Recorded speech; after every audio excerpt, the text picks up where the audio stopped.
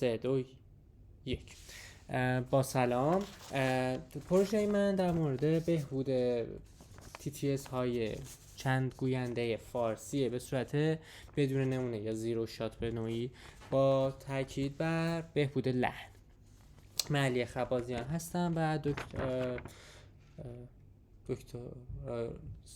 سامتی هم مشاور من بودم. روند کلی این ارائه به این صورته که اول اینتروداکشن رو داریم، بعدش کارهای پایه‌ای رو بررسی میکنیم مثل گلو TTS، هایفای گن، VITS، HASP و XCTS. بعد اون مدلی که من ارائه دادم و بعد نمره ها و رفرنس ها رو میبینیم. خود TTS بخوایم بگیم یا همون سنتز گفتار که مخفف تکست تو اسپیچه، یکی از اصلی ترین صنعت‌های پردازش گفتار بوده همیشه. با توجه به پیشرفت‌های شبکه عصبی در سال‌های اخیر ما شاهد پیشرفت بسزایی در این حوزه هم بودیم. مدل‌های تک گوینده خیلی پیشرفت کردن اخیراً و تقریبا مسائل زیادی براشون حل شده و الان چالش اصلی مدل‌های چند گوینده.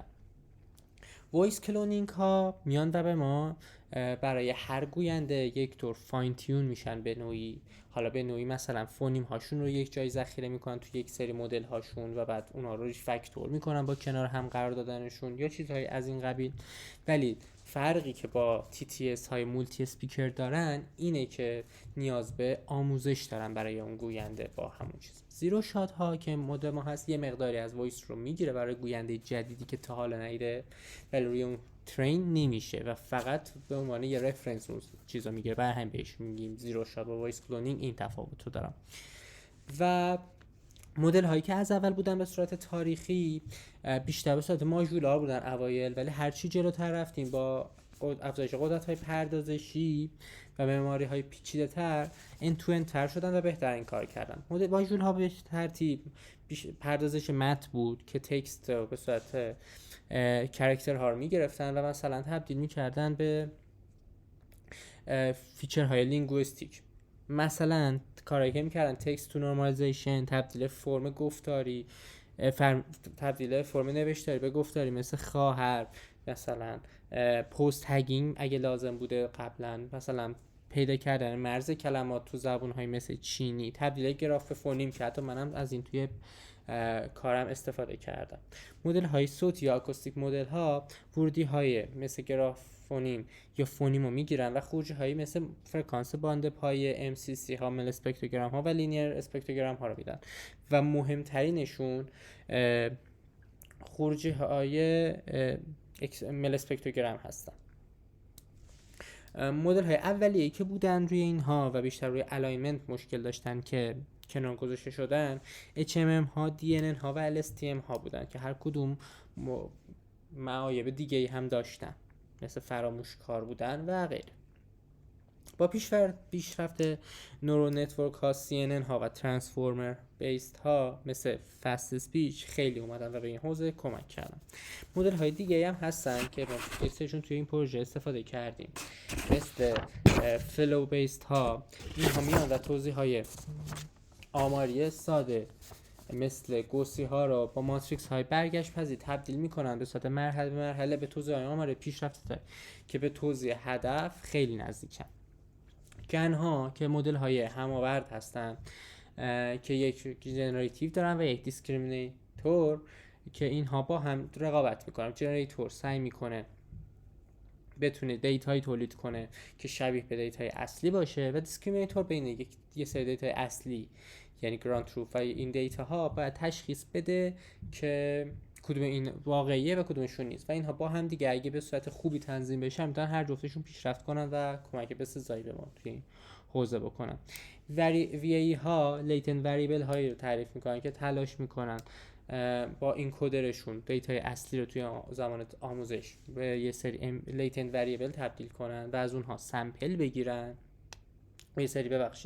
به یک سری میانگین و واریانس تبدیل کنن و از اونها لیتن سمپل بگیرن و لیتن وریبلی برسن که با دیکودر صدا تو هم میشنوی؟ نه یه چیزی بیرون خونم داره میتره که مهم نیست. لحظه بخشیم شروع.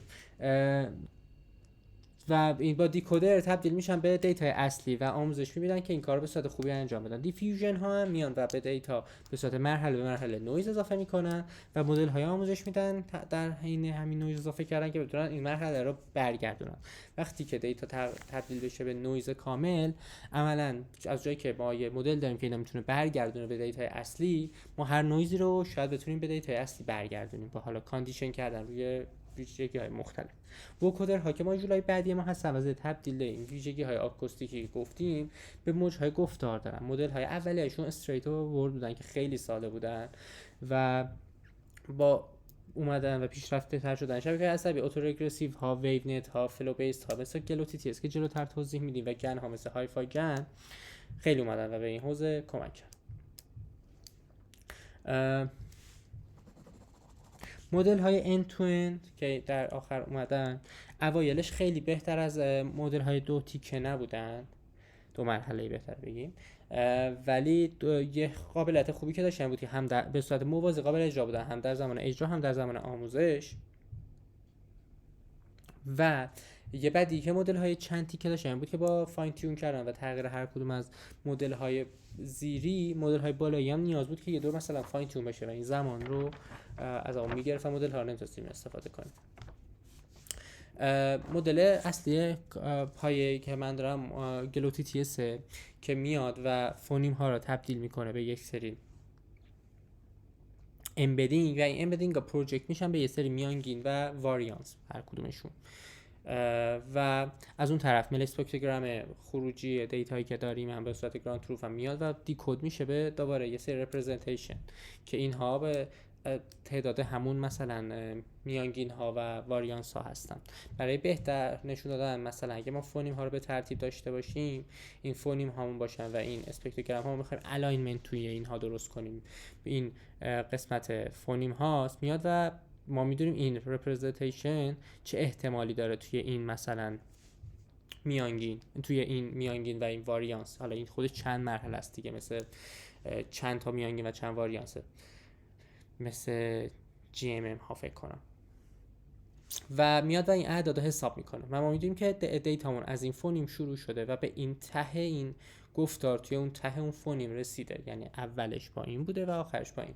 میاد و بهترین مسیر رو پیدا میکنه از این آخر و برمیگرده به جایی که این مسئله مسیر بهینه رو پیدا کنه با الگوریتم ای استار، یعنی تیکش اصلا ترینینگ نداره به نوعی و به یه دیوریشنی میرسیم. ما این دیوریشن میاد و یه دیوریشن پردیکتوری رو هم با یه لاسی فاین تیون میکنه، یعنی ما بتونیم در مرحله چیز بتونیم بگیم که گفتارمون چند تا سامپل باید توی مرحله اینفرنس بگیره تا به دیتای اصلی برسه. این دیوریشن پردیکتورش هم الهام گرفته از تاکترون 2 که می اومده و فونیمو میگرفته و باشه تی تی اس برای هر فونیم درست میکرده و زمانش رو حساب میکرده و از معماری کانولوشن فقط استفاده میکرده و یه جور تیچر استودنت ترینینگ بوده اولش، این مدل پایش اینه و از اون استفاده کرده و اونجا فاین تیونش کرده. های فایگن که مخفف های فیدلیتی آدیو جنریشن هم هست، میتونه به صورت موازی جنریشن انجام بده و سرعت خیلی خوبی داره و دو مدل دیسکریمینیتور توش داره که ما رو باعث شده که انقدر خوب باشه و فکر کنم بهترین مدل هست چند سال توی وکودرها، یکی از بهترین هاست. حتی مولتی اسکیل این کار انجام میده، یعنی داون سامپل میکنه با سامپل ریت های مختلف و دیسکریمینیتور انجام میده، اینجوری یه دید کلی داره از وایس، یعنی وایس ها مثلا یه دور با سامپل ریت زیاد که دقت زیاد داره مثلا چیز میکنه یا هی کم و کم ترش میکنه تا به شمه ای از وایس فقط برسه و به قسمت های کوچیک کوچیک تقسیم میکنه و این کار روش انجام میده که به دیدهای جزئی هم دیسکریمینیتور کار کرده باشه. VITS که اول مدل end to end که ما بررسیش میکنیم و میاد و از چند تا تغییر انجام ده. اولا که بخاطر اینکه end to end خودش میاد و این وکودر رو هم که همون دیکودر یا اینجا بهش دیکودر میگه از های فای گن استفاده میکنه برای خروجی صوت. میاد و لینیر اسپکتروگرام اینجا استفاده میکنه برعکس جاهای دیگه که از مل اسپکتروگرام استفاده میکنن، اومده و از پوستریور اینکودر استفاده کرده. خب ویژگی ها رو اینو در آورده به صورت یک لیتنت وریبل و به صورت فلو بیس این رو به صورت یک تابع های احتمالی برده جلو و از اونور همون کارهای فونیم ها رو برداشته و امبد کرده و این امبدینگ ها رو هم دوباره به میانگین و واریانس تبدیل کرده. همون الگوریتم مونوتونیک الاینمنت سرچ رو انجام داده و این سری از مدل جدید دیورکشن پردیکتور استفاده کرده به صورت فلو بیس اینجا هم، و یعنی سعی میکنه این دیتای مثلا دی رو که میگیره با این خروجی که از امبد شده یه تکست میگیره، فونیم ها هر کدوم برسه به یه نویز گوسی و این دقیقاً باعث شده که وقتی که میخواد این فرس انجام بده اگه نویز گوسی بده و با ویژگی که از این فونیم داره به یه عدد برسه و لازم نباشه دیگه اون مدل پیچیده تر رو مثلا انجام بده. و از اونورم که فلو چون برگشت پذیره، با سمپل که میگیریم میتونیم با اون سمپل ها برگردیم و به دیتای اصلی برسیم.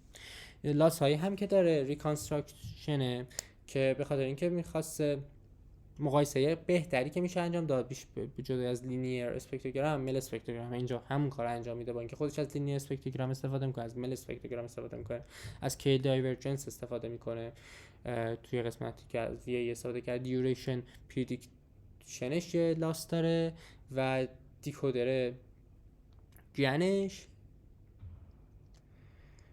که همون های فای گن باشه و یه فیچر مچینگ داره. این فیچر مچینگ یا این دیسکریمیناتور گنش خودش لایه است. این لایه ها رو هم جدا جدا بهشون لاست در نظر میگیره برای مقایسه با خروجی که داشته با دیتای واقعی، یعنی دیتای واقعی که می اومده توی این دیسکریمیناتور چه خروجی میداده اینجا همون رو بررسی میکنه.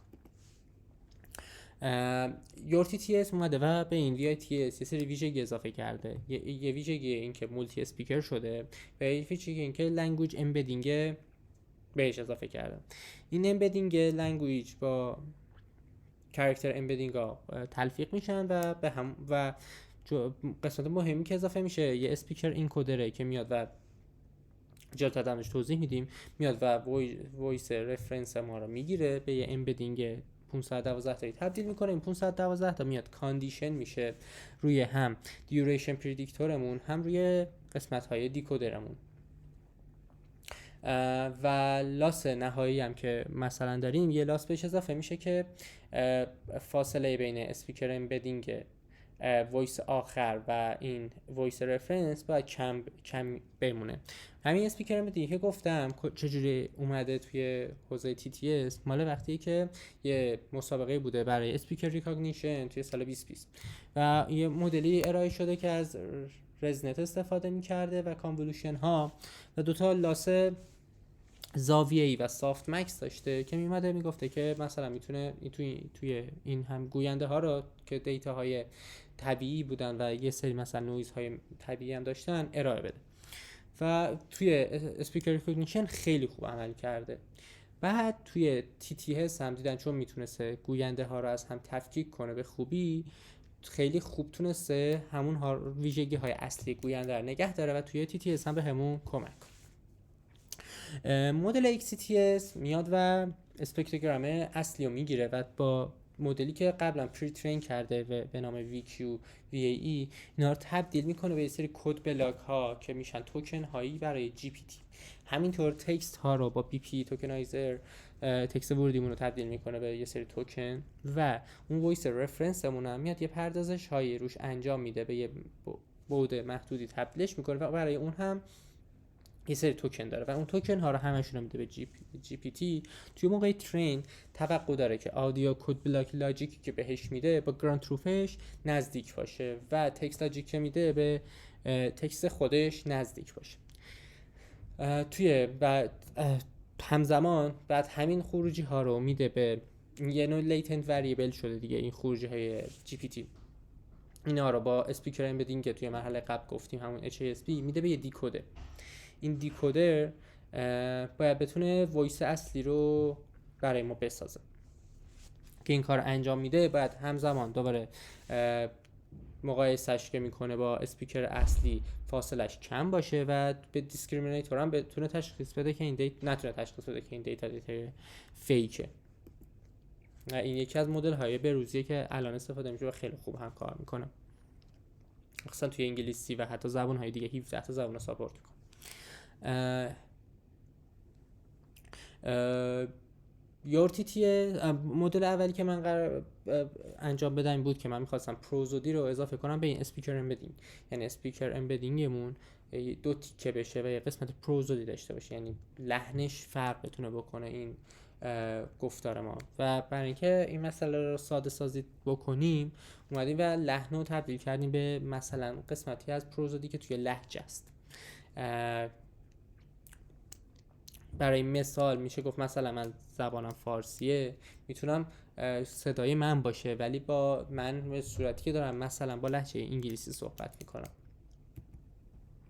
مدلی که قرار بود ارائه بدم از خود مدل HSP معماریش قسمت سمت چپ قرمزه که میبینیم که مل فیلتر ها رو انجام میده، ورودی وارد میشه و 512 تا بعد از رزنت ها و پولینگ ها انجام میشه و یه بردار 512 تا که از همین استفاده میشه. این 512 تا برای اون موقع ترینی که داشتن بعد میومده وارد یه فولی کانکتد میشده و میتونسته این 5994 تا گوینده رو بتونه ریکاگنیشن انجام بده روش. من اومدم گفتم من همین مدل دارم، فقط این قسمت خود این قسمت رو دیگه فاین تیون نمی کنم، میام و اینو 2 تیکه میکنم، همون معماری دقیقا فقط فولی کانکتد اما 2 تا 256 تایی متفاوت میکنم و میام و یه فولی کانکتد میذارم که 10 تا لهجه‌ای که من داشتم توی زبان انگلیسی مثل استرالیایی نمیدونم و بریتیش، امریکن، کانادایی و اینها بیاد و اینا رو بتونه تفکیک کنه. از اون ور همون اسپیکر سافت مکس لاس رو باید داشته باشیم و یه لاس دیگه هم که خودش داشت AP لاس، یعنی این 2 تا گوینده‌ای که یکسانن از زاویه‌ای نباید فاصله زیادی داشته باشن. همین رو برای اسپیکر و اکسنت هم نگه می‌داریم و همزمان وقتی من اینا رو کانکت میکنم باید بتونه برگشت پذیر باشه، چون که میخوایم همون قابلیت هایی که مدل داشته توی مدل هایی که خوب TTS جواب دادن نزدیک باشه به هم. برای همین من اینو با برگشتش دادم به همون چیز و لاس MSE هم اینجا داریم که به بردار اصلیمون نزدیک باشه. قسمت دوم چون قرار بود روی فارسی هم من کار بکنم، مدل های یور TTS و XTS رو فاین تیون کردم و مدل PT2 HFG که روی خودش اون چیزی که روی فارسی فاین تیون شده روی یک اسپیکر و من روی دیتا های خودم هم یه فاین تیون انجام دادم که بتونم با مدل های خودم مقایسه کنم. دیتا ستی که برای قسمت اول استفاده کردم همون دیتا ستی، برای اینکه توی فارسی دیتا ست سخت بود ما تلاش کردیم یه دیتا ستی جمع کنیم و از داده های تلویزیون استفاده کردیم که چند تا لهجه داشته، ولی بعدی که داشتیم بود که نویز توش زیاد و زمان پیش پردازش زیادی می‌برد و به پایان نامه من نمی‌رسید. برای همین برای ارائه من فقط روی انگلیسی این کار کردم، همون دیتای وکسلبی که توی آموزش همین مدل HSP بود در من اومدم و لهجه هم داشت، لیبل لهجه رو بهش اضافه کردم و شروع کردم مدلمو ترین کردم و برای قسمت فاین تیون فارسی هم از دیتای کامن وایس استفاده کردم که چند تا اسپیکر داشت و 2 تا دیتای با کیفیت مونو TTS و رخ پادکست هم بهش اضافه کردم که کیفیتش بالاتر بره. اسکور هایی که دارم ایناست به ترتیب. من اومدم هم مدلی که آموزش دادم و 2 تا لهجه امریکن و بریتیشش رو جدا کردم و 15 تا گوینده که به زبان به هر دوی اینها تقریبا مسلط بودن پیدا کردم از توی دوستام و از اونایی که خارج بودن و چیز کردم اینها رو اومدم و 10 تا گوینده فارسی که نشیده شده بودن رو توسط آموزش هم از جایی که دیتا مثلا کامل انگلیسی بود و اینها دادم و یک دور با امبدینگ بریتیش این کار کردم، یه دور با امریکن و یک دور هم با بدون اینها و هم مدل های پایه رو من بررسی انجام دادم.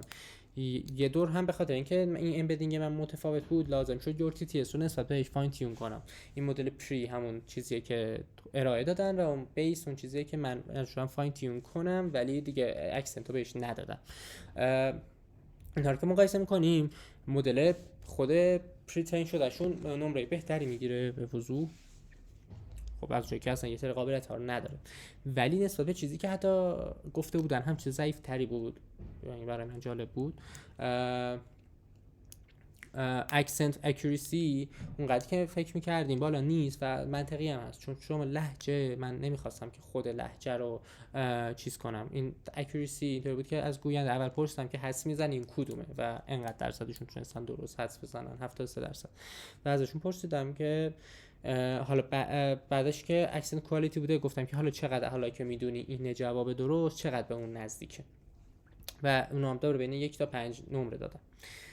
اسپیکر سیمیلاریتی هم همونجوری که میبینین کاهش پیدا کرده، یعنی با قابلیتی که به اکسنت اضافه کردیم یه ترید آف ایجاد کرده و توی خود ویژگی های گفتار گوینده ضعف ایجاد کرده ولی اونقدر به سزا به نظرم نیست و این خیلی خوبه.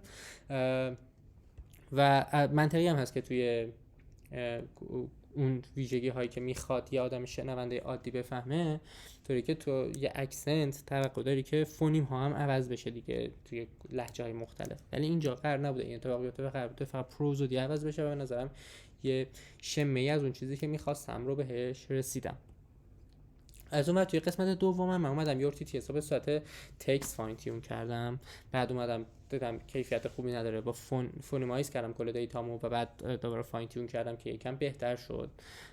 بعدش ایکس تی اس رو به صورت تکست فاین تیون کردم و مدل های PT2 که گفتم رو یه دور خود مدل اصلیشون رو که سینگل اسپیکر رو یه دورم خودم فاین تیون کردم انجام دادم.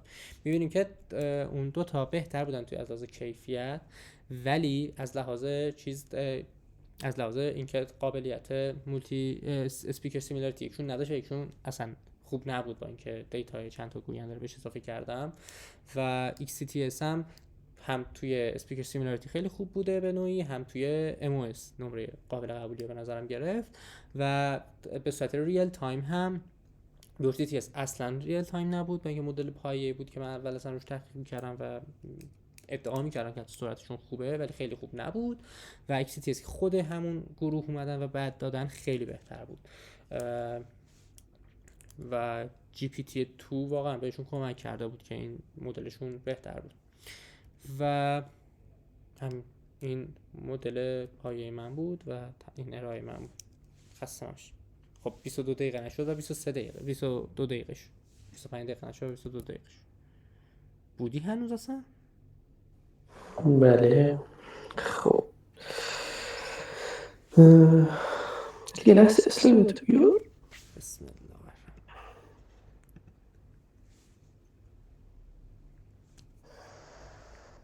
توی مدل‌های پایت یو تی تی اس هستن توضیح ندادین ها؟ چرا؟ بیار یه لحظه اسلامتو. همون VITS فقط اسپیکر امبدینگ و یه لنگویج امبدینگ بهش اضافه کرده.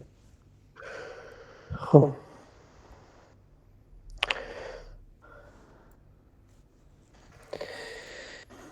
یه کمی تون داری حرف میزنی، حالا میدونم اگر بتونی یه کمی توی ارائه فردت شمرده حرف بزنی فکر کنم از نظر ارائه بهتر باشه چون که 30 دقیقه وقت داری.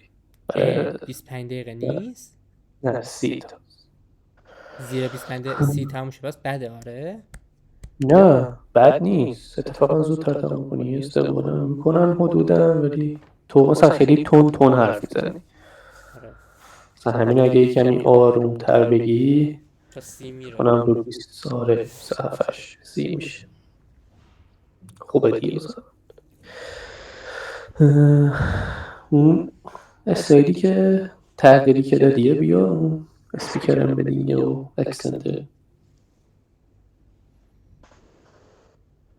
تو اومدی مدل پریترینی که وجود داره رو اون لاگ فولی کانکتد آخرش رو 256 تا اولش رو گرفتی برای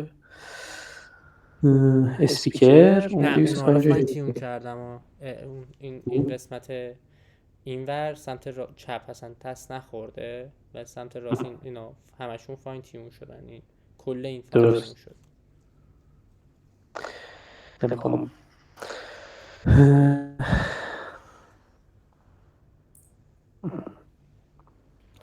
بپرس بعد این کارو گیرم بنداز. نه نه میخوام فقط خودم بفهمم که دقیقا چیکار کردی، چون کمی نفهمیدم.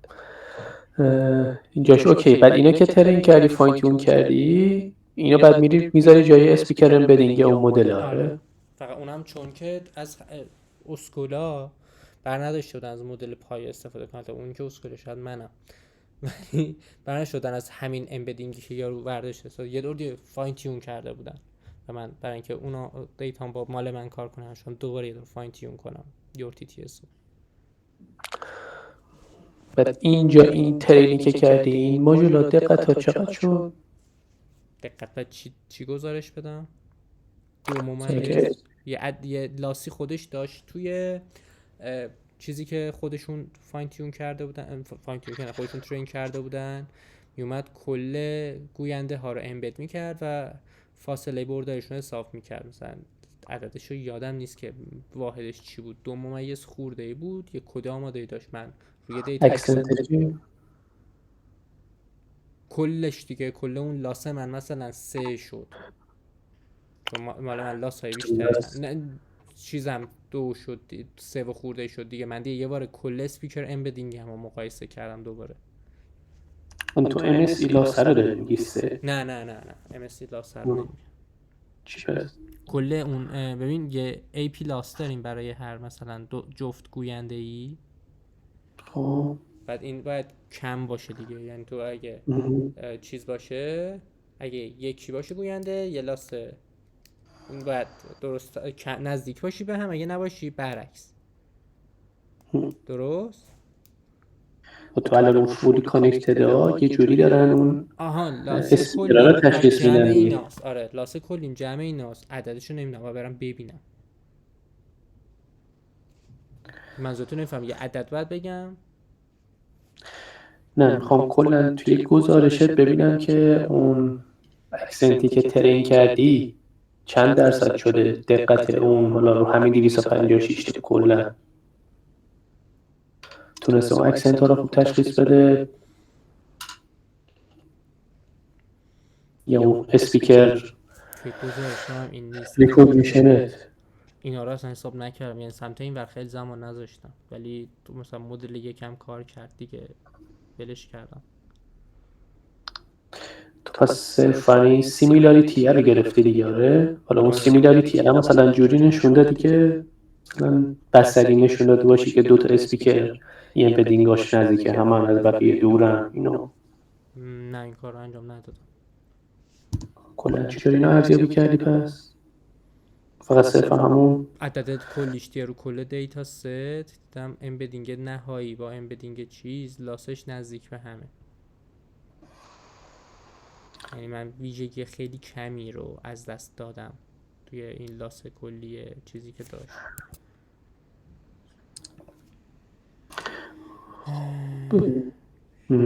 نه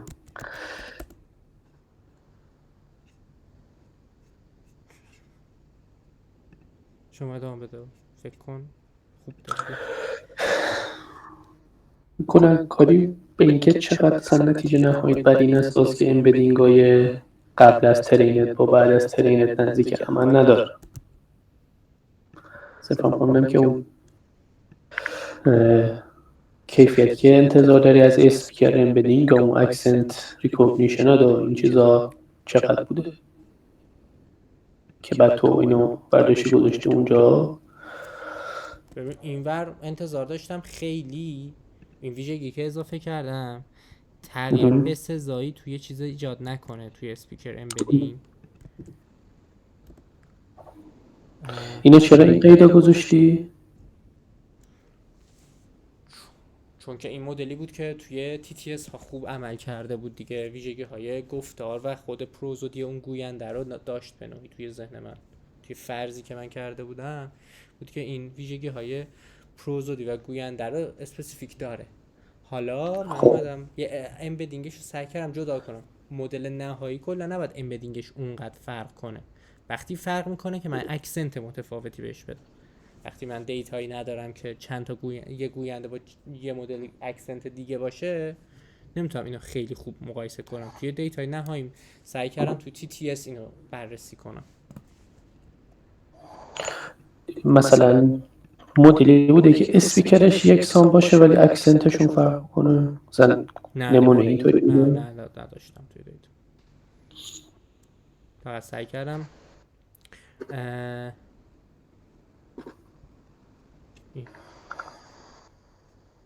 این اشتباه.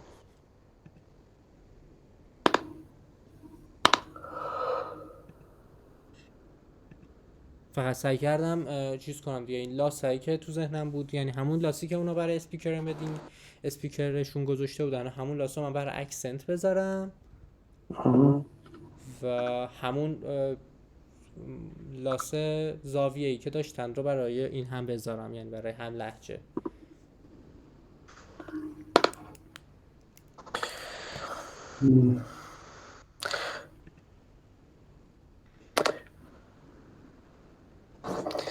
چی بهم بگید چرا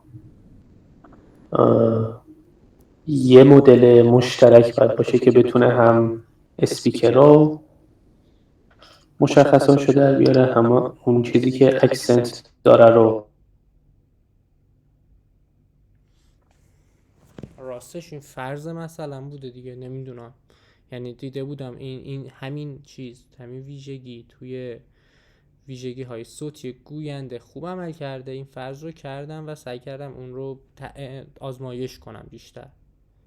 لزوما نتیجه که میخواستم رو نگرفتم دیگه. یعنی نرسیدم که مثلا 80% مثلا آدم ها گفته باشن که نزدیک بوده به اون لهجه.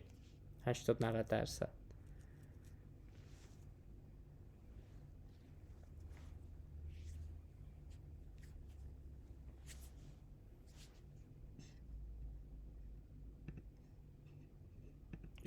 چرا نتم قطعه؟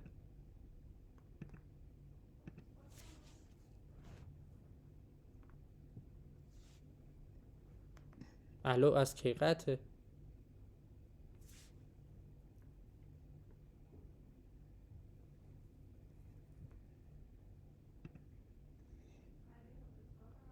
نه نمیخوام.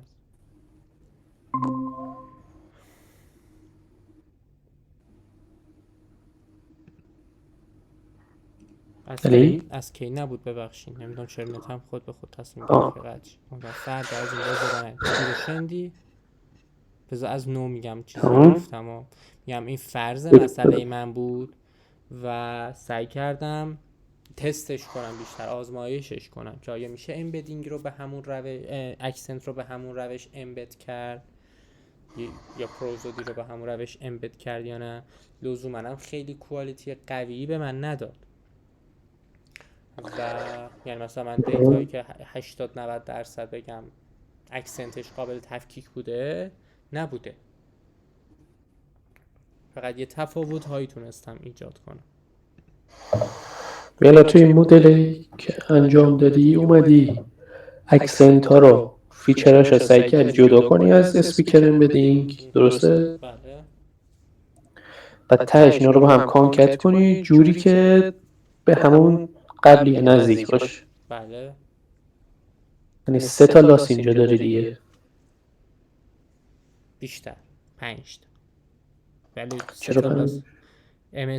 MSE لاس اسپیکر این تو داری بردار یا حساب نمی کنی دیگه که با کلیت مثلا اونا محاسبه میکنه، مقایسه میکنه.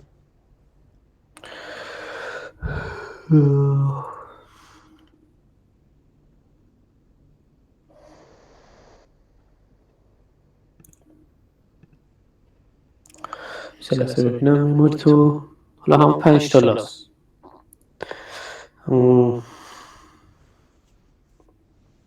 تو این کاری که کردی اکسنت ها از هم دیگه اون صوت اینهایی که تو TTS تشخیص داده میشه از هم دیگه قابل تفکیک ترن.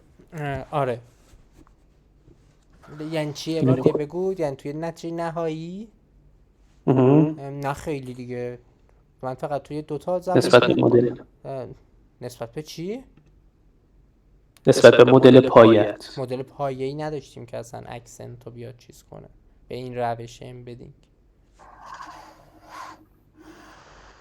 تو توی اینجا یه دونه چیز داری دیگه، یه نمونه از یه اسپیکری بهش میدی، یه متنی هم میدی، TTS بعد یه صوت مشابه. حالا تفکیک یه تغییراتی توی لهجه ایجاد میشه و همینطور توی خود مدل گوینده. یعنی ما یه ترید آف ایجاد میکنیم، مثل اینکه به گوینده کمتر شبیهیم انگار ولی یکم به یه لهجه ای داریم نزدیک میشیم. اینو با قطعیت نمیتونم بگم چون درصدام هم خیلی خوب نبود دیگه، یعنی 80-90%. اینو توی نتیجه چطوری؟ الان من نفهمیدم تو نتیجه چطوری اینو گفتی؟ که چی؟ همین چیزی که الان گفتی توی این تیبل چطوری اومده؟ اسپیکر سیمیلاریتی کاهش پیدا کرده نسبت به مدل خود پایه، خب ولی به جاش قابلیت اکسنت پیدا کردم. حالا درسته که خیلی قوی نیست، یعنی اکسنت کوالیتی حتی ضعیفه، نزدیک 3. چرا اون مدل پایه تا اکسنت اکیوریسیش حساب نکردی؟ چون اصلا پایش زبانش فارسیه. یعنی من زبونه ورودیمو فارسی دادم که اصلا اون دیتا رو ندیده باشه، اصلا از یه زبون دیگه بیارم به یه اکسنت اضافه کنم.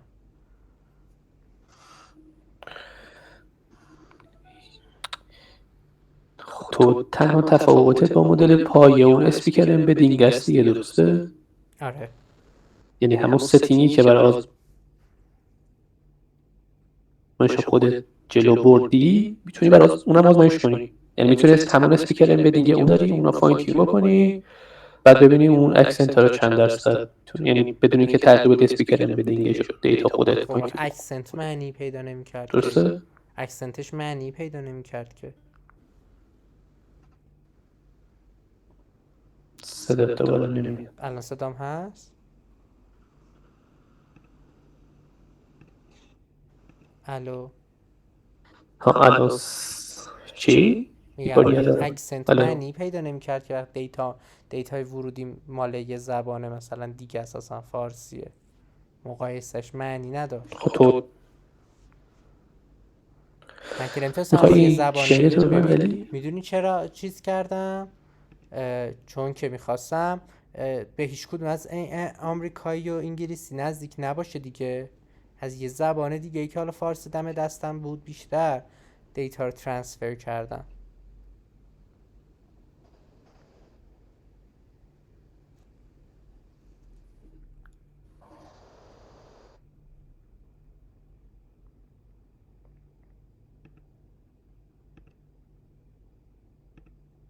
هستیم؟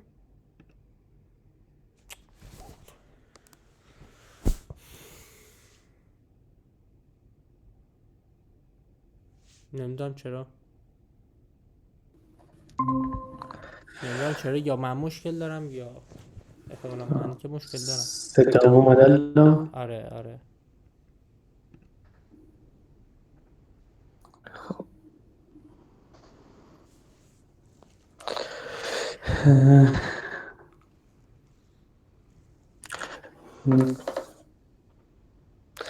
ببین تو یه مدلی برداشتی، مدل پایت چه زبانیه؟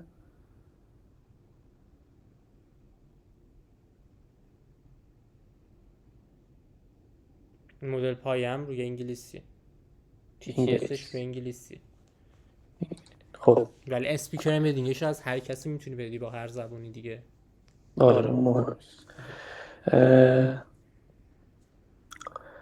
روی چه دیتایی فاین تیون کردی؟ چه زبانیه؟ انگلیسی. این قسمت پارتیشن اولم کاملا انگلیسی. انگلیسی. تو انگلیسی اومدی گفتی که اسپیکر سیمیلاریتی کاهش پیدا کرد، درسته؟ خب اینو چطوری حساب کردی؟ یه وایس ورودی داری، اون چیزی که برای تولید کرده این دوتا رو اومدی با هم دیگه سیمیلاریتی گرفتی، حالا بر اساس یه معیاری میانگینش رو گفتی، درسته؟ بله. خب کارو برای هم مدل فانکشن شده هم بیس کردی. بله. حالا اون صوت ورودیه یه لهجه هم داره دیگه، درسته؟ صوت ورودیه یکیش فارسیه که لهجه بریتیش و امریکن توش معنی نداره. آره یه لهجه‌ای داره، ولی اون لهجه‌ای که اونجا مقایسه شده بین اون دو تا زبونه.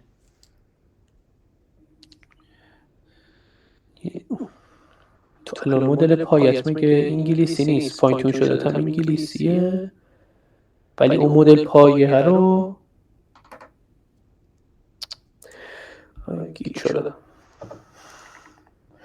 این ورودی رفرنس راست میفهمم چی میگه اگه یه مدل خالی میدادم بدون این مثلا زبان فارسی میدادم به چه لهجه‌ای میرفت.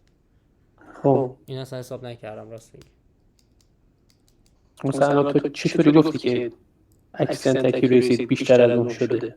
بچه معیاری. اون اصلا یو اس و یو کی نداشت که، این قابلیتی که من اضافه کردم.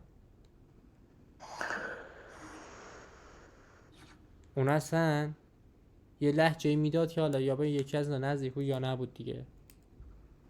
خب همین رو میتونستی یه اکیوریسی ازش حساب کنی که تا چقدر اون تو به هر حال اون لهجه‌ای که میخوایی رو لهجه‌ای که میزان اون نمیدادا. من یه زبون فارسی مثلا میدادم به خب لهجه همون یارو گوینده فارسی نزدیک بود، نه به هیچ لهجه دیگه، به پروزودی های اون نزدیک بود. خب مگه نباید همین باشه؟ چرا؟ ولی اینجا من دارم مقایسه میکنم بین دو تا لهجه آمریکایی یا بریتیش. یهو این وسط نمیتونم یه عددی بیارم که نزدیک باشه به زبون لهجه فارسی. در اینجا توی این ستینگی که الان میگی فارسی کجاش معنی داره؟ اصلا فارسی رو کجا میدی که فارسی میدی؟ رفرنس هم اینجا اصلا یه زبون فارسیه. من اگه یه انگلیسی به عنوان رفرنس میدادم، به عنوان فرموله رفرنس میدادم، بایاس میشد به اون گوینده که بریتیشه یا امریکنه لهجهش. بعد اون TTS UK یا US یعنی چی؟ یعنی روی یعنی بریتیش، US یعنی امریکن. نه نمیدونم یعنی چی که یعنی مدلش فرق داره این دو تا با هم؟ این اون 10 تا سمپل پرشینمو برداشتم با امبدینگ یو کی دادم، امبدینگ هر کدومشون رو کانکت کردم با چیز دادم به MFC سم فولی کانکتد سم تبدیل شده به امبدینگ 512 تا دادم به مدل. از کجا اومده؟ کدوم؟ امبدینگ از کجا اومده؟ امبدینگ همین جاست دیگه. این امبدینگ هر لهجه رو من دارم، یه 256 دارم، یه کد بوک 10 تایی برای هر لهجه. خب اونو باش جمع میکنم، با اسپیکر این تیکش رو حساب میکنم برای اون گوینده، این 256 با این 256 کانتکت میکنم، میدم به فولی کانکتدی که حساب کردم، اونو میدم بیرون.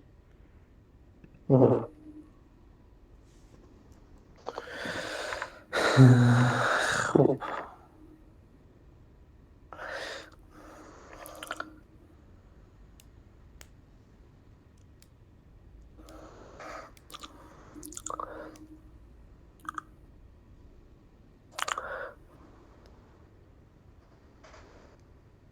یه بار دیگه برو رو اسلایده همون قبلیه.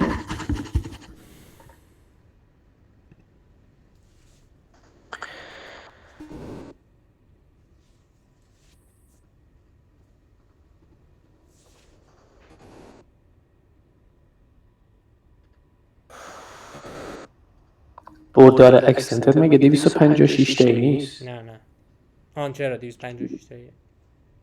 خب این 256 تا چطوری برای هر یه کد بوک دارم دیگه، یه کد بوک دارم که برای 10 تا اکسنت هم 10 تا 256 تایی من اصلا وکتور دارم. اینا چطوری حساب کردی این کد بوک رو؟ میانگین چیزا بوده، نزدیک نبودن به هم دیگه، نزدیک برای هر لهجه. اینا رو علی هیچ کدوم توی ارائت نگفتی. توی ارائت تو میتونی اون قسمت اولش هست که توضیحات لیتریچرته، چون مثلا توضیح این که VAE چیه، دیفیوژن چیه، گن چیه، اینا رو بی خیال شو و تو اونا نمیخواد توضیح بدی، بیشتر روی جزئیات این کاری که انجام دادی بگو. وقت تو بیشتر نظر منه، حالا باز خودت ببین اگه فکر کنی میترسم این کار رو خیلی سرسری انجام دادم. چیز خوبی یا سرسری نیست. بله من اصلا هیچ کدوم از این چیزایی که الان سوال ازت میپرسم و داری جواب میدی توی ارائت نبوده و من نفهمیدم. هم. خب مثلا بگو که من این کاری کردم، بعد اصلا توی ترین اومدم توی TTS UK یه برداری برای زبانهای انگلیسی به این طریقی که میانگین گرفتی از نمونه های هم. آره اینطوری شاید مثلا بگو. منطقیه، چون اینو تست کردم، چون توی چیزم نوشتم، گزارشم نوشتم، میدونن دیگه. راست میگه، بذار بگم اینجا مثلا اون رو فکر کنم نمیخونن، درسته؟ میخونن چرا، ولی این مهمتره که تو ارائت اینا رو بگی. یعنی اون کاری که کردی یا فوکست باشه، نه اون کاری پیشین. حالا یه روبی فقط داشتی کاری قبلی رو میگفتی. آره. خب بعد اون قسمت فارسیش هم بیا بگو من چیکار کردی. اومدم همه اینا رو چیز کردم دیگه، فاین تیون کردم به این 3 روش. خب واقعیت بگم یا سعی کنم جلوی تو دفاع کنم واقعا؟ نه یه بار یه اینا بگو هر کدومش. ببین یار TTS یه بار تکست خالی دادم و یعنی با خب گرافونیم سعی کنه پیدا کنه، خوب این کار رو انجام نداد. یعنی همونجور که اموزش هم خب میبینی خیلی خوب نشد. سعی کردم فونیمایز کنم و این کار رو بکنم، یکم بهتر شد در کل، خب ولی اونم خب اونقدر فرقی نکرد. مهم. اومدم XTTS رو فاین تیون کردم، یکم بیشتر طول کشید ولی خب کیفیتش بهتر شد. اونم خیلی خوب نشده ها، ولی من دیگه حالا نمره ها عدد رو الکی دادم تقریبا. خب و چیز نگی الکیه موقع تو دفاع. قطعا نمیگم. اون قبلی ها، خب استایت قبلی هم کاملا الکی بود. ولی هرچی تو پرسیدی من جوابتو دادم. خب اینا بگو. آره. پی تو بعد این P2 همینه که تو فرستادی تو گروه، خانم فطرت چیز کرده بود. این مقاله پایه من بود به نوعی، یعنی خیلی کم داشتیم تو فارسی، یعنی من اصلا دیگه پیدا نکردم. یعنی اصلا که فونمان این نه که برای نه نه فونیمه. نه یه دونه دیگه هم خود یا تو نفرستادی، یکی دیگه از بچه‌ها فرستاد. چیزام دارن، خب. یه دونه مولتی اسپیکر هم یه سینگل اسپیکر البته دارن، ولی مدلشون پایش مولتی اسپیکر میشه مولتی اسپیکرش کرد. تکات رو آره نرمی. آره دکترانه.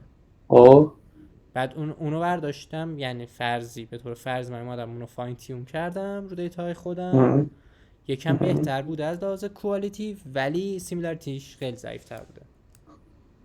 اسپیکر سیمیلاریتی این پی. آها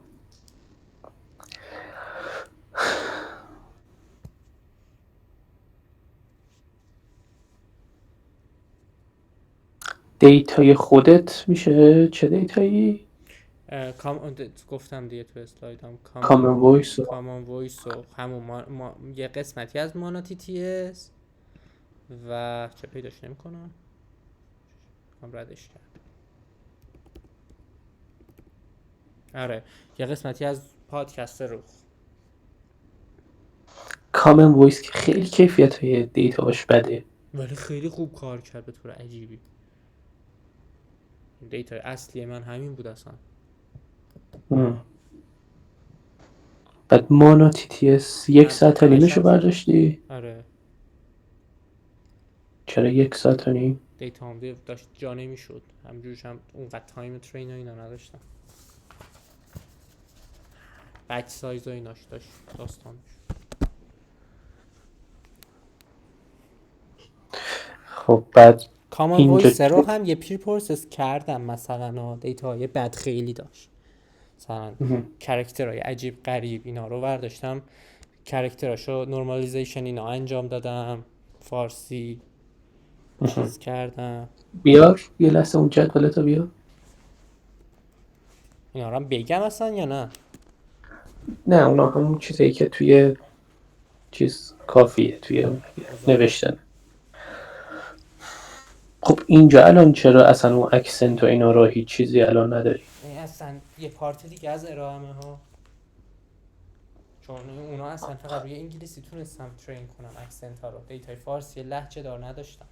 پس الان این چیه؟ این الان فقط همین مادیفای تون کردین روی دو سه تا فارسی مدل رو فارسی؟ من دو پارت عملا اگه دقت کنی ارائه مدل فارسی فاین تیون کردم و یعنی دو تا کار اصلا کلا انجام دادم. روی انگلیسی اومدم پروزو یه چیزی پیشنهاد دادم، پروپوزال دادم. تو چون توی تایتلت فارسی بوده خواستی این فارسی همه چیزی باشه ها؟ آره اصلا فارسی اصل چیز همه انگار، چون نوشتم با تاکید بر لحن، ننوشتم با تاکید بر فارسی. خب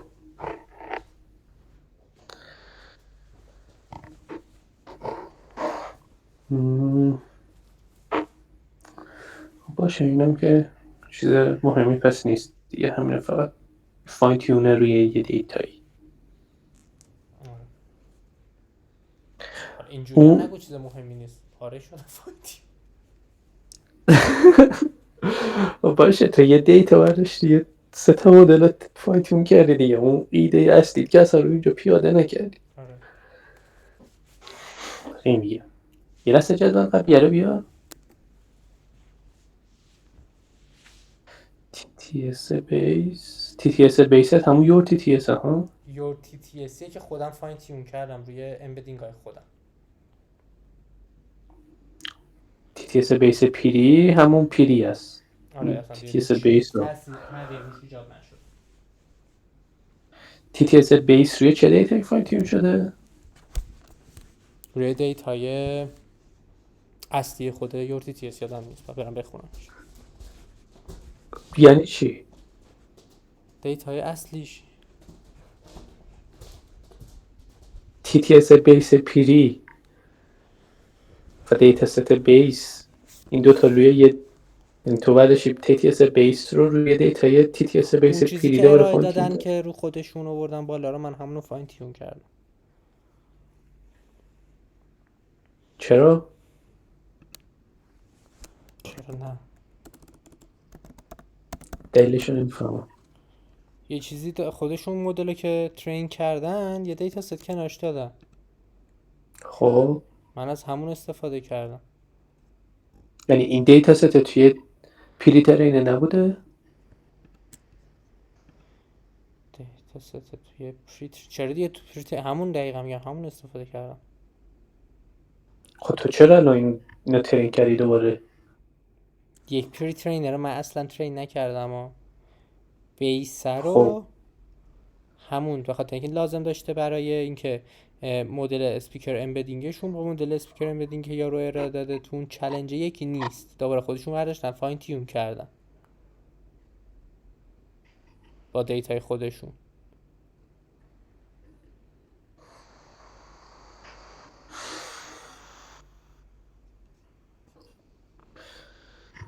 فرق این دو تا مدل رو نفهمیدم. بهت میگم ببین من لازم داشتم یعنی دیتا من امبدینگ رو که انجام دادم توقع داشتم از هم مدل پایه که یارو ارائه داده استفاده کرده باشن توی جنریشنشون دیگه، خب درست؟ ولی این کار نکرده، هرچند برای تی تی اس خودشون یه فلگی هم ست کردن که در همین حین میاد همون آزمایش ها، یعنی همین دقیقا همین پروسه رو، این پروسه این قسمت رو در حین آموزش هم خب انجام میده.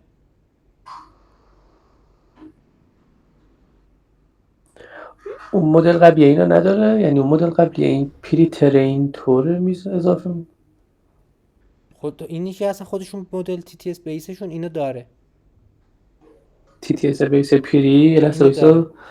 برای همین امبدینگی که میدن HASP شون با HASP من فرق میکنه دیگه، یه دور دیگه اصلا فاین تیون کردن. نفهمیدم باز. یه امبدینگی داریم خب تو شروع کنی آموزش بدی روی دیتا، منم شروع کنم آموزش بدم روی دیتا، سیدمون که یکی نباشه خب به دو امبدینگ هایی میرسیم که شاید دیتا خودم و من با مدل خودم دوباره امبد کنم یه جا بیفته، ولی با مدل با همون دیتا رو بدم تو امبد کنی یه جا نمیفته. همشون مثلا اینکه اگه 3 بعدی در نظر بگیری همشون مثلا 2 بعدی در نظر بگیری همشون مثلا 120 درجه چرخیده باشن، فاصله هاشون شاید اونقدر تغییر نکنه ولی همشون از زاویه ای عوض شدن.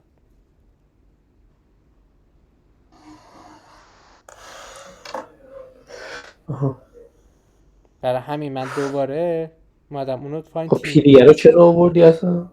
تا بگی اونایی که خودشون ارائه دادن اینه، این چیزی که من ترین کردم این شده. این پیری است، این اصلا همونی که اونا ارائه دادن اینه. تو میخوای بگی من دارم مدل اون رو ترین حالا کردم؟ آفرین، چون من تو جوار خودم هم ترین کردم میخواستم کیفیت ترین خودم هم ضعیف تر از اون بوده نشون بدم اینو. MOS هم حتی ضعیف تر از اونا بوده. MOS دارم کمتر بدون اینکه اصلا لهجه اضافه بشه. ولی لهجه دارتره. لهجه دار تره. خب اوکیه. ولی اینا رو باید قشنگ توضیح بده هر کدوم اینا چیه. تلاش هم میکنم اضافه میکنم. امشب میشینم دوباره اینا رو مینویسم اضافه میکنم. یه دورم فرد به استاد میدم. چه ساعتیه ارائه رسید؟ 5 است. 5. خب خوبه. انشالله که موفق باشی. خدا خیرت بده. مرسی. کلیتش که خوبه، یعنی اوکیه از نظر محتوایی به نظر. بعد همین ارائه تو خوب بدی انشالله که قبول شم فقط تموم شه. 5 از دانشگاه؟ نه آنلاین. آنلاین؟ آره. خب. تو هم آنلاین بودی؟ آره لینک رو بفرست بس. باش دست تنه. عشق. مرسی. حتی 5 فرد چیز دارم، یه جلسه دارم. چه حضوری باشین فقط که یارو فوشم خیلی مستقیم ندم. تنها گیرم نکشه. نه ترس، استاد داورت خوبه. من خوب نیستم. نه نگران، یعنی محترمم، کارنم خوبه. اوکی. آخه میترسم لو برم که خیلی کاری نکردم. نه بس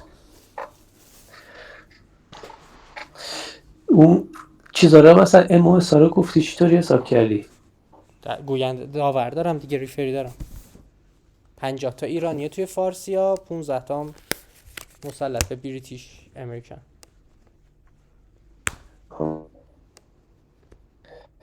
اوکی. دستت هم درد نکنه. من ارائه نیمارا بودی؟ آره خیلی خوب رفت سمت چیزای جی پی یویی. اصلا هیچ سوال علمی پرسیده نشد. کاش ارائه منم همین. تو هم همین کار اون یکمی مدلاش فرق داره، ولی تو هم بگو مثلا اینا مدل سنگینی بود، جی پی یو چیز داشتن، محدودیت داشتن اینا. اگه یه موقع چیزی گیر کردی گفتن چرا این آزمایشات ها نگرفتی اینا رو میگم اصلا به نوبت هم مثلا نرسیده بود فلان. نه اینا نگو، سامت اینا راحت میشه. میشه با سامت جوری بگو صبح که هماهنگ کنم بگم هر جا کم آوردم. یا من این 2 تا مدل همینجوریش 2 تا جی پی یو از استاد گرفته بودم و دیگه واقعا نداشتیم جی پی یو. استاد موازی داشتم 2 تا مدل بالا می آورد. اوکی آزمایشات اوکی بس. خب خداش دستت هم درد نکنه. عشق. مراقب خودت باش. من دیگه خیلی با شما سرعت تو مرسی واقعا وقت گذاشتی. مرسی. قربونه خیلی چیزی نداری؟ نه عشق خدا.